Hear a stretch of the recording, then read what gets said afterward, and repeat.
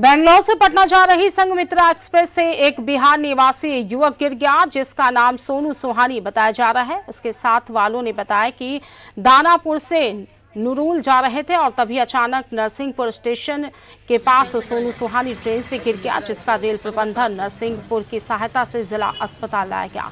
लेकिन हालत गंभीर होने के चलते सोनू को जबलपुर मेडिकल रेफर कर दिया गया है।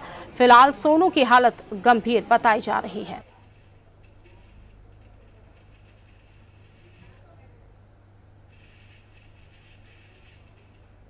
से करेंगे संघमित्रा से